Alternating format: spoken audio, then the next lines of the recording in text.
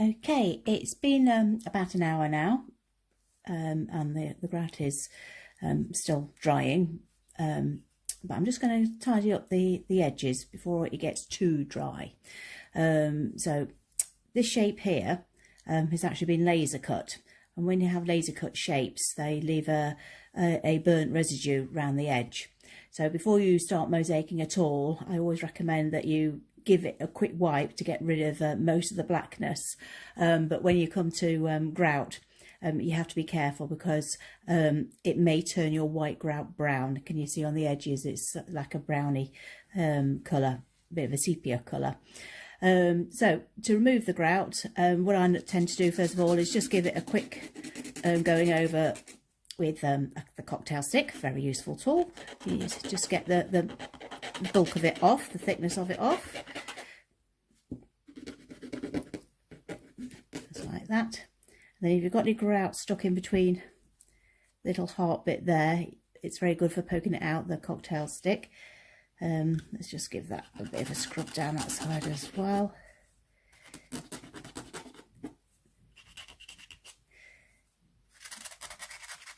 There, that's most of that off. And then using a damp cloth, a J cloth with really rinsed out, so it's just slightly damp. I'm actually using a wipe, and you just wipe down the side, look, like that. And you can see the blackness which is coming off on the, yeah, so that's why you have to be quite careful. So you don't want your lovely white grout to get brown in it. So just give it a gentle wipe round like that. And the same with the other side. Just a gentle wipe round. And that'll just get rid of the rest. So it just gives it a nice little clean, neat edge. And then what I'm also going to do on a clean bit of the is just wipe the edge like that, and to get any stray bits of grout away from the little beadings that I've done. So I'm polishing this outwards.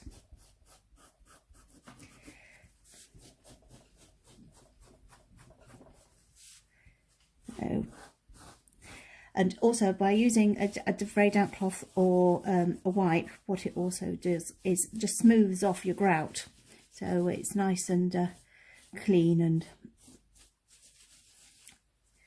it's not lumpy bumpy. There we are. So that is nearly done. Now I've got the grout off. I think I want near enough between the little beads.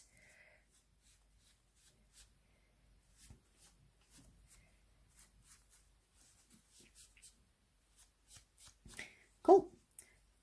And then just wipe anything off the back, but again be careful because of the burnt edges around there.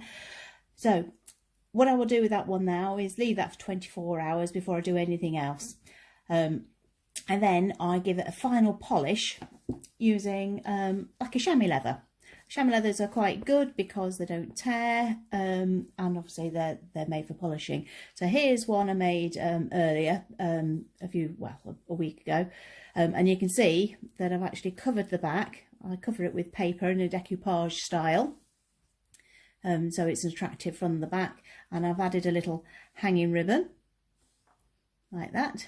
And then all you do to give it its final polish is just go over like that, and it just brings back the shine of the china that you've used.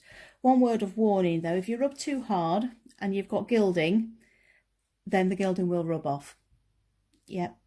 So you have to be careful with the grade of grout that you use as well, because that if it's too gritty, it will actually scour off any gilding that you've got.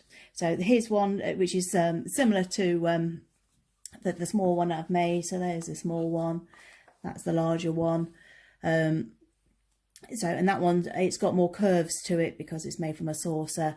So yeah, you just give it a lovely polish up, And then on the back of that one, I've covered it in the different colour paper to complement the front. And then because it's me, I've got how I've made it, my warning sticker, and of course, who I am.